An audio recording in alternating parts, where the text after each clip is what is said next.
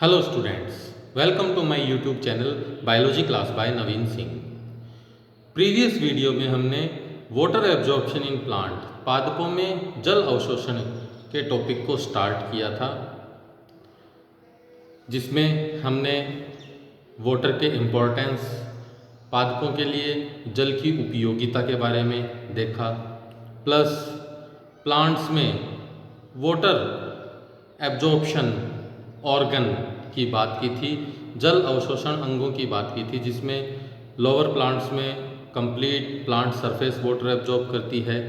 इसी तरह से ब्रायोफाइट, टेरिडोफाइट्स में राइजोइड्स प्रेजेंट होते हैं, मूलाभास प्रेजेंट होते हैं जल अवशोषण के लिए। और हायर प्लांट्स जैसे जिम्नोस्पर्म और एंजियोस्पर्म में वेल डेवलप्ड रूट सिस्टम होता है, पूर्ण रूप से विकसित जड़ तंत्र, मूल तंत्र पाया जाता है, और इन्हीं जड़ों द्वारा, मूलों द्वारा, रूट्स के थ्रू वाटर एब्जॉर्प्शन प्लांट में होता है। इसी तरह से हमने प्रीवियस वीडियोस में चर्चा की थी रूट्स की मॉर्फोलॉजी की, रूट्स की आकारिकी, जड़ों की आकारिकी की बात की थी, जिसमें जड़ों के 3 क्षेत्र हमने पढ़े थे: दीर्घीकरण क्षेत्र, विभज्योतक क्षेत्र और परिपक्वन क्षेत्र। आज के इस वीडियो में हम बात करेंगे रूट हेयर्स से जड़ों से अवशोषित जल किस प्रकार जाइलम तक पहुंचता है, रूट में प्रेजेंट जाइलम कंटेंट तक, सॉइल पार्टिकल्स में प्रेजेंट वाटर रूट हेयर से किस तरह से जाइलम कंटेंट तक पहुंचता है। That means path of water absorption in plant, पादपों में जल अवशोषण के मार्ग की बात करेंगे। प्लांट्स को वाटर सॉइल से प्राप्त होता है, वाटर मृदा से मिलता है। मृदा में मृदा जल के प्रकार हमने प्रीवियस वीडियो में पढ़े थे, जिसमें से केवल एक ऐसा सॉइल वाटर टाइप है जो प्लांट्स के लिए अवेलेबल होता है। हमने प्रीवियस वीडियो में देखा था कैपिलरी वाटर, सॉइल वाटर के टाइप में एक टाइप ऐसा था कैपिलरी वाटर, केशिकात्व जल। केशिकात्व जल एकमात्र ऐसा वाटर टाइप है, सॉइल में प्रेजेंट वाटर टाइप है, जो रूट हेयर्स के थ्रू एब्जॉर्ब होता है। इसी सॉइल में प्रेजेंट कैपिलरी वाटर को रूट एब्जॉर्ब कर पाती है। रूट्स में प्रेजेंट रूट हेयर्स जो in between soil particles growth करते हैं, मृदा कणों के बीच में वृद्धि करते हैं, ये रूट हेयर्स एक्सटेंशन होता है, रूट की एपिडर्मल सेल्स का एक्सटेंशन है। जड़ों की बाह्य चर्म, जड़ों की बाह्य चर्म,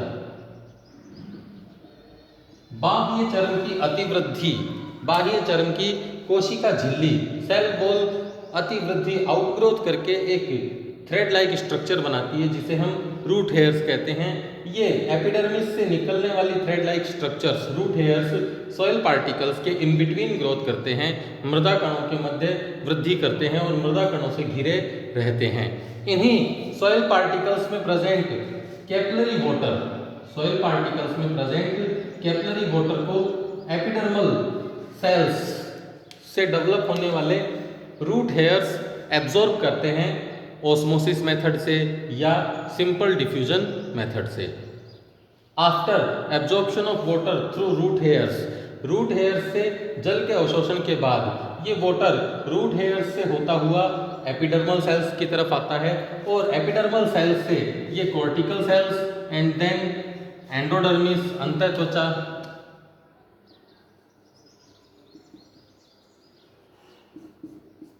रूट हेयर्स से एब्जॉर्ब हुआ वाटर बाह्य त्वचा, एपिडर्मल सेल, कॉर्टेक्स, वल्कुटीय सेल, वल्कुट की कोशिकाओं से होता हुआ, कॉर्टिकल सेल से होता हुआ एंडोडर्मिस तक आता है, अंतःत्वचा की कोशिकाओं तक आता है। 11th क्लास में हमने एनाटॉमी ऑफ रूट, मूल की आंतरिक आकारिकी में रूट की स्ट्रक्चर पढ़ी थी, मूल की संरचना पढ़ी थी, जिसमें हमने बात नोट की थी कि जड़ों में पाई जाने वाली एंडोडर्मिस, अंतःत्वचा, रूट्स की एंडोडर्मिस, एंडोडर्मल सेल्स में, सपोज दैट ये एंडोडर्मल सेल्स हैं, रूट्स में प्रेजेंट, इन एंडोडर्मल सेल्स की टेंजेंट टेंजेंशियल वॉल में, टेंजेंशियल वॉल यानी किनारों पे present membrane walls, cell wall, इन रूट्स की इन एंडोडर्मल सेल्स में टेंजेंशियल वॉल्स में सुबेरिन का डिपोजिशन मिलता है। सुबेरिन जो कि एक वैक्सी सब्सटेंस है, मोम जैसा पदार्थ है, मोमीय पदार्थ है। इसी एंडोडर्मल सेल्स में सुबेरिन के डिपोजिशन के कारण, एंडोडर्मल सेल्स में सुबेरिन के डिपोजिशन के कारण कैस्पेरियन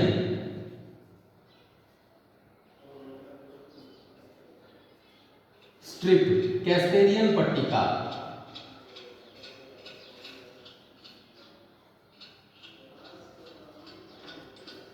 एंडोडर्मल सेल्स की इनर वॉल पर आंतरिक भित्ति की तरफ सुबेरिन के डिपोजिशन से कैस्पेरियन पट्टिकाओं का निर्माण होता है, कैस्पेरियन स्ट्रिप्स बनती है। और सुबेरिन क्योंकि वैक्सी सब्सटेंस है, मोमीय पदार्थ है, और ये मोमीय पदार्थ कैस्पेरियन स्ट्रिप जो सुबेरिन से बनी हुई है, इस मोमीय पदार्थ की प्रकृति वाटर के लिए इम्परमिएबल होती है, जल के लिए अपारगम्य होती है। इसीलिए एंडोडर्मल सेल्स में, अंतःत्वची कोशिकाओं में कैस्पेरियन पट्टी उपस्थित होने के कारण जल इन एंडोडर्मल सेल्स को, वाटर इन एंडोडर्मल सेल्स को पार नहीं कर पाता है, एंडोडर्मल सेल्स के आर पार नहीं जाता। परंतु एंडोडर्मल सेल्स में सभी एंडोडर्मल सेल्स पर कैस्पेरियन स्ट्रिप्स नहीं होती है। कुछ एंडोडर्मल सेल्स ऐसी होती हैं जिनमें कैस्पेरियन स्ट्रिप एब्सेंट होती है। डायग्राम में देखिए, यहाँ मैंने कुछ एंडोडर्मल सेल्स में कैस्पेरियन स्ट्रिप्स बनाई है और एक एंडोडर्मल सेल ऐसी रखी है जिसमें कैस्पेरियन स्ट्रिप नहीं है, कैस्पेरियन पट्टिका नहीं है। तो एंडोडर्मल सेल्स में कुछ एंडोडर्मल सेल्स ऐसी होती है जिनमें casparian strips, that means suberin का डिपोजिशन नहीं होता है। और ये suberin less, casparian strip less cells, endodermal cells passage cell, पथ कोशिकाएं कहलाती है।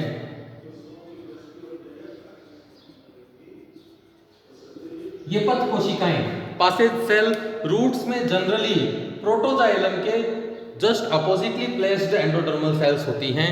प्रोटोजाइलम के बिल्कुल विपरीत स्थित एंडोडर्मल सेल, प्रोटोजाइलम के बिल्कुल विपरीत यानी उसके सम्मुख अपोजिटली प्लेस्ड एंडोडर्मल सेल्स पथ कोशिकाएं या पासेज सेल्स की तरह वर्क करती है, जिनमें कैस्पेरियन स्ट्रिप डेवलप नहीं होती है। और कैस्पेरियन स्ट्रिप नहीं होने के कारण यही पासेज सेल वाटर के लिए परमिएबल होती है।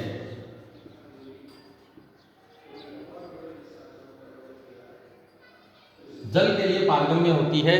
अदर एंडोडर्मल सेल्स जिनमें कैस्पेरियन स्ट्रिप्स होती हैं, ये वाटर के लिए नॉन परमिएबल, इम्परमिएबल होती है। Casparian strip containing endodermal cells water के लिए इम्परमिएबल है, और कैस्पेरियन स्ट्रिप लेस सेल जिन्हें हम पासेज सेल कहते हैं, ये वाटर के लिए परमिएबल होती है। तो कॉर्टेक्स की कॉर्टिकल सेल्स के थ्रू आने वाला वाटर कंटेंट एंडोडर्मिस में पासेज सेल के थ्रू एंडोडर्मिस को क्रॉस करता है। इसी पथ कोशिका की सहायता से एंडोडर्मिस को क्रॉस करके थिन वॉल्ड, पतली भित्ति वाली पेरिसाइकिल यानी परिरंभीय कोशिकाएं, एंडोडर्मिस के नीचे प्रेजेंट थिन वॉल वाली, पतली भित्ति वाली पेरिसाइकिल सेल्स को क्रॉस करता है वाटर पासेज सेल से होता हुआ। और इसी पेरिसाइकिल से होकर अब वाटर कंटेंट जाइलम तक पहुंचता है। और हमें पता है रूट्स में जाइलम एक्सार्क कंडीशन वाले होते हैं। एक्सार्क मीन्स प्रोटोजाइलम एंडोडर्मिस की तरफ होता है और प्रोटोजाइलम एंडोडर्मिस की तरफ और मेटाजाइलम सेंटर में प्रेजेंट होता है।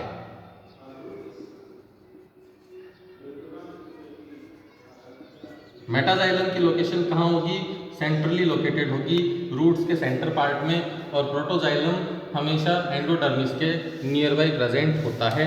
और इसी प्रोटोजाइलम से होता हुआ वाटर आगे मेटाजाइलम तक आता है। और इस तरह से रूट्स में वाटर जाइलम तक, सॉइल पार्टिकल से जाइलम तक वाटर का पाथ हम इस तरह से बना सकते हैं। अगर हम वाटर का पाथवे देखें तो सॉइल सैक यानी मृदा विलयन से वाटर रूट हेयर्स तक आता है मूल रोम से वोटर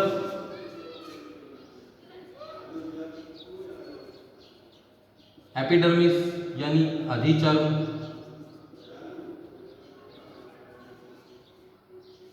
एपिडर्मिस से कॉर्टेक्स, कॉर्टेक्स से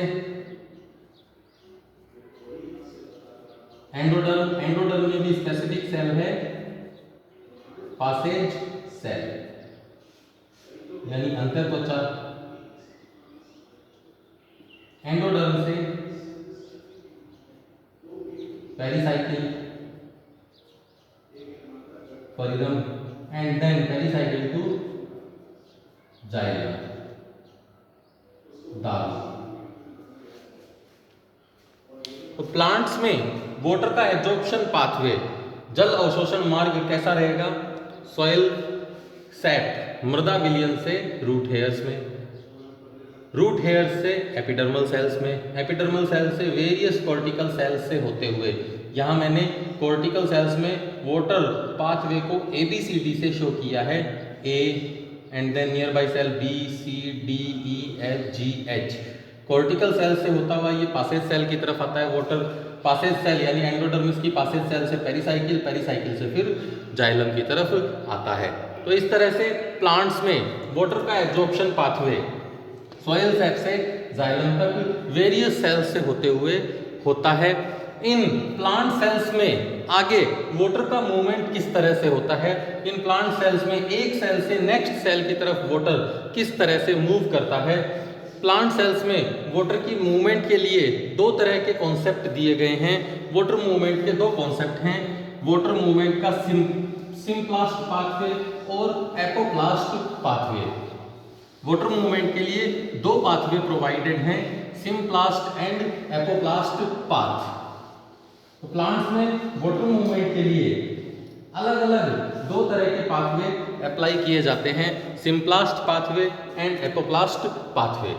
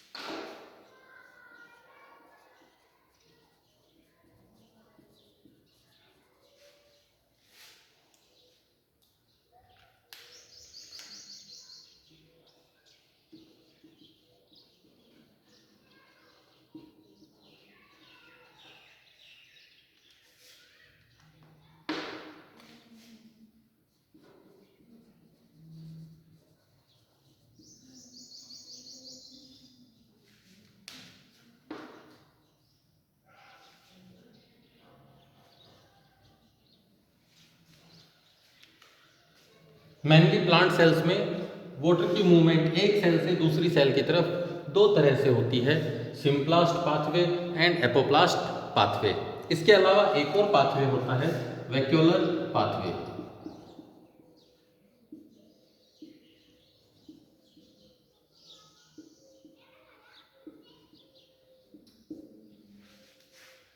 सिम्प्लास्ट, सिम्प्लास्ट का मतलब होता है लिविंग मैटर, सेल का लिविंग मैटर।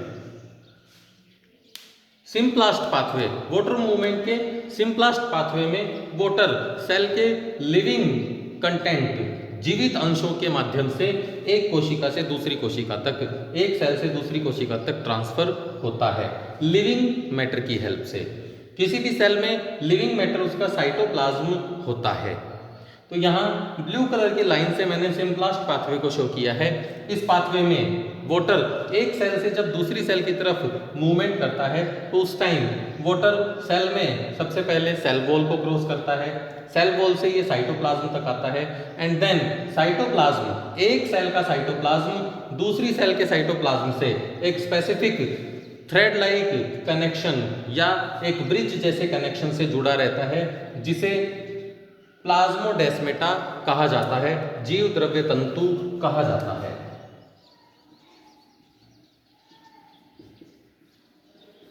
एक सेल का साइटोप्लाज्म दूसरी सेल के साइटोप्लाज्म से एक थ्रेड लाइक प्रोजेक्शन से जुड़ा रहता है, एक तंतु रूपी संरचना से जुड़ा रहता है, जिसे प्लाज्मोडेस्मेटा जीव द्रव्य तंतु कहा जाता है। तो वाटर एब्जॉर्प्शन के पाथवे में जब वाटर एक सेल से दूसरी सेल की तरफ सेल वॉल से साइटोप्लाज्म एंड देन साइटोप्लाज्म से प्लाज्मोडेस्मेटा के थ्रू नेक्स्ट सेल के साइटोप्लाज्म तक जाता है, तो इस पाथवे को सिम्प्लास्ट पाथवे कहा जाता है। सिम्प्लास्ट पाथवे को ब्लू लाइन से यहाँ शो किया है। एक सेल के साइटोप्लाज्म से दूसरे सेल के साइटोप्लाज्म तक वाटर की मूवमेंट प्लाज्मोडेस्मेटा के थ्रू होती है। इसी तरह से एपोप्लास्ट, वाटर मूवमेंट का एपोप्लास्ट पाथवे नॉन लिविंग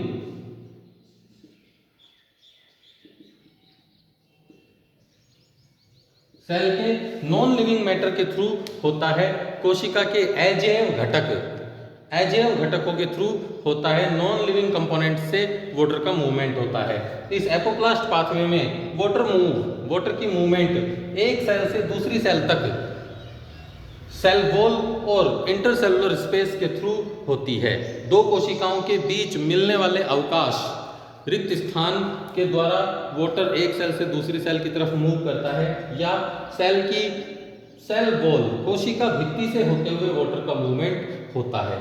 यहाँ डायग्राम में रेड कलर का एरो एपोप्लास्ट पाथवे को शो कर रहा है, जिसमें वाटर सेल वॉल से होता हुआ, कोशिका भित्ति से होता हुआ एक सेल से दूसरी सेल की तरफ मूवमेंट करता है। इस तरह के पाथवे को एपोप्लास्ट पाथवे कहा जाता है। और थर्ड है वैक्यूलर पाथवे।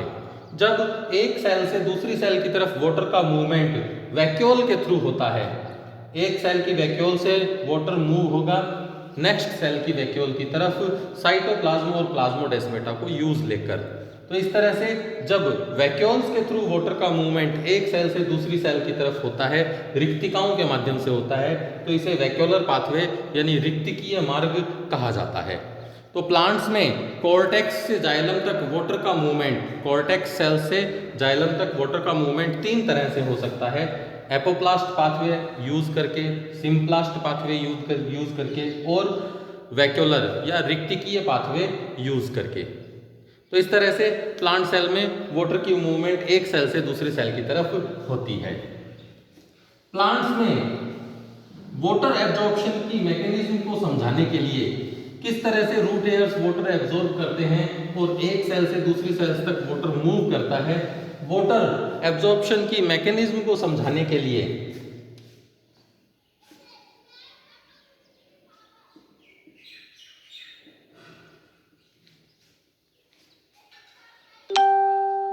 जल अवशोषण की क्रियाविधि।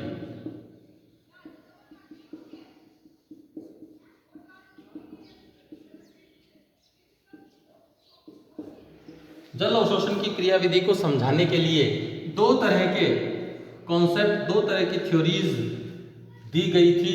जिसमें एक थ्योरी है सक्रिय जल अवशोषण, एक्टिव वाटर एब्जॉर्प्शन थ्योरी, और दूसरी है निष्क्रिय जल अवशोषण, पैसिव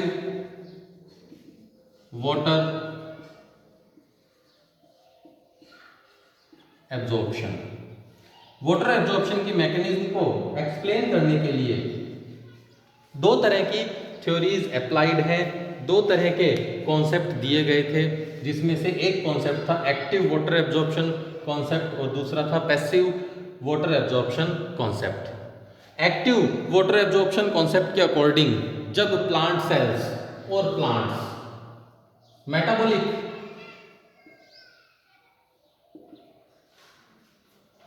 एनर्जी को यूटिलाइज करते हैं, दैट मीन्स एटीपी को यूज करते हैं। वाटर एब्जॉर्प्शन के दौरान अगर plant cells ATP metabolic activity से जनरेट होने वाली एटीपी को यूज करके वाटर एब्जॉर्प्शन करती है, तो इस प्रोसेस को एक्टिव वाटर एब्जॉर्प्शन प्रोसेस कहा जाता है। इस प्रोसेस में जब प्लांट्स एटीपी को यूटिलाइज करके वाटर एब्जॉर्ब करता है, तो इस प्रोसेस में roots actively participate in water absorption. जल अवशोषण की इस प्रक्रिया में जड़ों की मुख्य भूमिका होती है। जड़ें इंपॉर्टेंट रोल प्ले करती है, ये एक्टिवली सक्रिय रूप से जल अवशोषण का काम करती है। रूट्स एक्टिवली पार्टिसिपेट होती है, सक्रिय रहती है, और ये एक्टिव रूट्स एटीपी खर्च करके, ऊर्जा को खर्च करके, एटीपी की फॉर्म में एनर्जी को यूटिलाइज करके वाटर एब्जॉर्प्शन का वर्क करती है। ये वाटर एब्जॉर्प्शन जो रूट्स की एक्टिविटी के थ्रू होता है, रूट्स की एक्टिवनेस के थ्रू होता है, ये दो तरह से हो सकता है, ऑस्मोटिक एब्जॉर्प्शन ऑफ वाटर और non osmotic absorption of water. Osmotic absorption of water में रूट सेल्स की ऑस्मोटिक प्रेशर और डीपीडी, रूट सेल्स में डेवलप होने वाला ऑस्मोटिक प्रेशर और डीपीडी वाटर एब्जॉर्प्शन में सहायता करता है और साथ में एनर्जी को यूटिलाइज करता है। और नॉन ऑस्मोटिक कॉन्सेप्ट के अकॉर्डिंग, एक्टिव एब्जॉर्प्शन के नॉन ऑस्मोटिक कॉन्सेप्ट के according root cells osmotic concentration के against the osmotic concentration water को एब्जॉर्ब करती है। परासरण सांद्रता के विपरीत दिशा में वाटर एब्जॉर्प्शन का वर्क किया जाता है रूट सेल्स के थ्रू, और इस प्रोसेस में हमेशा एटीपी को यूटिलाइज किया जाता है। तो एक्टिव वाटर एब्जॉर्प्शन में हमेशा रूट्स का मेन रोल होगा, रूट्स एक्टिवली पार्टिसिपेट होंगी और एटीपी को यूज करके वाटर एब्जॉर्प्शन में सहायता करती है। इसी तरह से पैसिव या निष्क्रिय जल अवशोषण, इस पैसिव वाटर एब्जॉर्प्शन कॉन्सेप्ट के according roots cannot actively participate in water absorption. निष्क्रिय जल अवशोषण कॉन्सेप्ट के अकॉर्डिंग रूट्स का कोई इंपॉर्टेंट रोल नहीं होता है, रूट्स कभी भी सक्रिय रूप से भूमिका नहीं निभाती है वाटर एब्जॉर्प्शन में। जल अवशोषण के लिए जड़ों का कोई महत्व नहीं होता है, यह केवल एक मार्ग, एक पाथ प्रोवाइड करवाती है वाटर एब्जॉर्प्शन के लिए। तो पैसिव वाटर एब्जॉर्प्शन में रूट का कोई रोल नहीं है, रूट किसी भी तरह से एक्टिवली पार्टिसिपेट नहीं होती है। प्लस इस कॉन्सेप्ट के according plants cannot utilise ATP for water absorption, और इसी तरह से इस पैसिव वाटर एब्जॉर्प्शन मैकेनिज्म में प्लांट कभी भी एटीपी को यूज नहीं करता है वाटर एब्जॉर्प्शन के लिए। प्लांट्स में एटीपी को खर्च नहीं किया जाता वाटर एब्जॉर्प्शन में। पैसिव वाटर एब्जॉर्प्शन में प्लांट्स हमेशा वाटर का एब्जॉर्प्शन वाया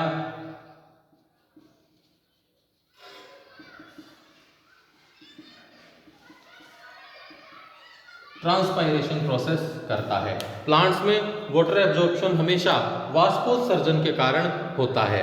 प्लांट्स जब अपनी पत्तियों से लीव्स से वाष्पोत्सर्जन ट्रांसपायरेशन की प्रोसेस करते हैं और वाटर को इवोपरेट करके वाटर लॉस करते हैं, जल की हानि करते हैं वाष्पोत्सर्जन के द्वारा, तो उस टाइम लीव सेल्स में डीपीडी बढ़ जाता है। डीपीडी डिफ्यूजन प्रेशर डेफिसिट की वैल्यू इंक्रीज हो जाती है और इसी बढ़े हुए डीपीडी के कारण वाटर को एब्जॉर्ब करने के लिए एक फोर्स डेवलप होता है जिसे ट्रांसपायरेशन पुल फोर्स कहा जाता है, वाष्पोत्सर्जन कर्षण बल कहा जाता है।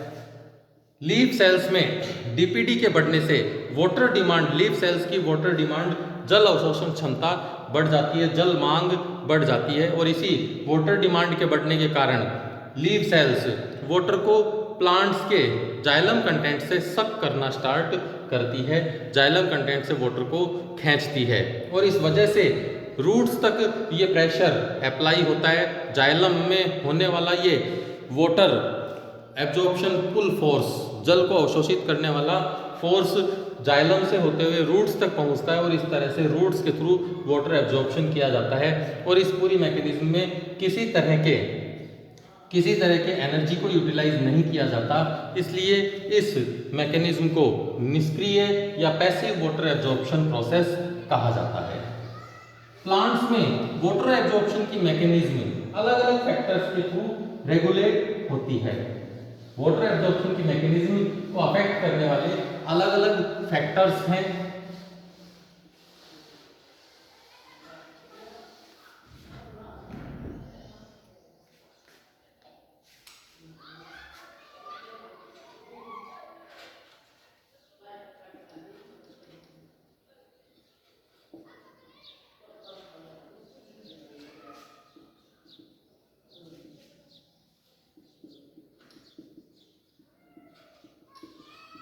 जल अवशोषण को प्रभावित करने वाले कारक। प्लांट्स में वाटर एब्जॉर्प्शन की प्रोसेस अलग अलग फैक्टर्स से रेगुलेट होती है, जैसे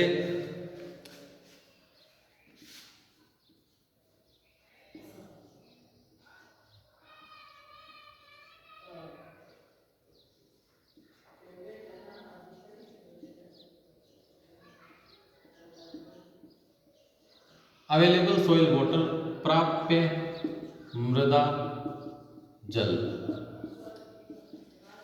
मृदा में, सॉइल में वाटर कंटेंट कितना है, वाटर कंटेंट की अमाउंट और वॉल्यूम के ऊपर वाटर एब्जॉर्प्शन की मैकेनिज्म डिपेंड करती है। अगर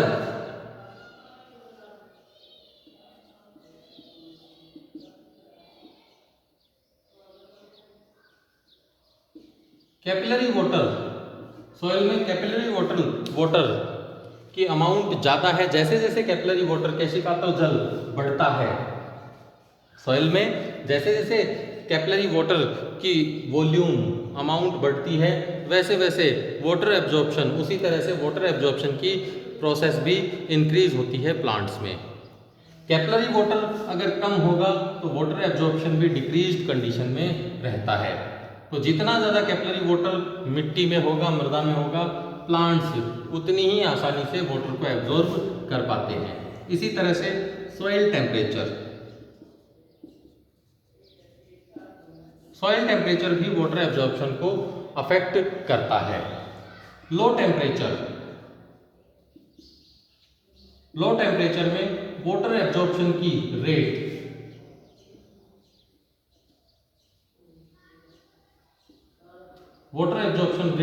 डिक्रीज हो जाती है, गिर जाती है। जैसे जैसे टेम्परेचर गिरेगा वाटर एब्जॉर्प्शन रेट गिर जाता है और इसी तरह से जिस तरह से टेम्परेचर इंक्रीज होगा, धीरे धीरे टेम्परेचर इंक्रीज होने पर वाटर एब्जॉर्प्शन की रेट भी बढ़ जाती है। इसी तरह से एयर, वायु।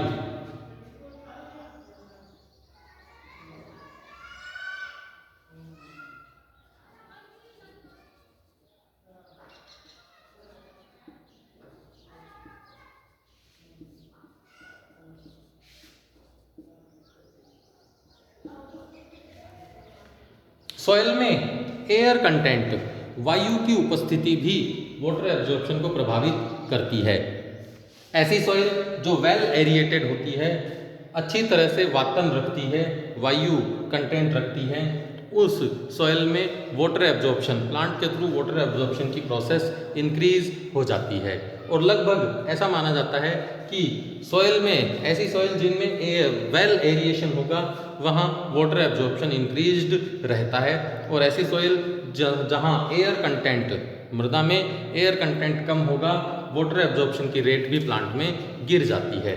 इसी तरह से एक और फैक्टर है सॉल्ट कंसंट्रेशन। सॉल्ट, मृदा में लवणों की सांद्रता।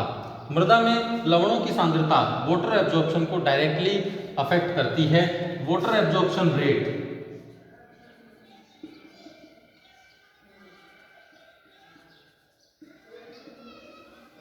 Rate of water absorption inversely proportional होती है सॉल्ट कंसंट्रेशन के।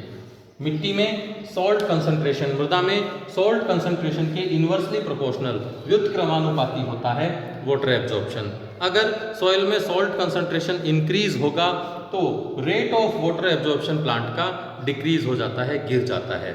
जैसे जैसे लवण सांद्रता मृदा में बढ़ती है, सॉल्ट कंसंट्रेशन सॉइल का बढ़ता है, वैसे वैसे रेट ऑफ वाटर एब्जॉर्प्शन भी डिक्रीज हो जाता है। इसीलिए ऐसी सॉइल जहां सॉल्ट कंसंट्रेशन ज़्यादा होता है, उस सॉइल में केवल हेलोफाइट प्लांट्स ही ग्रोथ कर पाते हैं, यानी लवणोद्भिद पादप ही वृद्धि कर पाते हैं, क्योंकि इन पादपों का ऑस्मोटिक प्रेशर सर्वाधिक होता है, ऑस्मोटिक प्रेशर सबसे ज़्यादा होता है। इसीलिए लवणोद्भिद पादप, ऐसे प्लांट्स जो सोल्टी कंडीशन में ग्रोथ करते हैं, लवणीय अवस्था में ग्रोथ करते हैं, वही प्लांट्स सोल्टी सॉइल में ईजी वे में ग्रोथ कर पाते हैं, क्योंकि इनका सेल का ऑस्मोटिक प्रेशर सॉइल सैप या मृदा में उपस्थित जल के कंसंट्रेशन से ज़्यादा होता है। इस वजह से हेलोफाइट प्लांट्स एक हाईली सॉल्टी सॉइल में इजी वे में ग्रोथ कर पाते हैं। तो प्लांट्स में rate of water absorption salt concentration के इनवर्सली प्रोपोर्शनल होती है, व्युत्क्रमानुपाती होती है। और एक मेन फैक्टर है वाटर एब्जॉर्प्शन को अफेक्ट करने वाला, ट्रांसपायरेशन।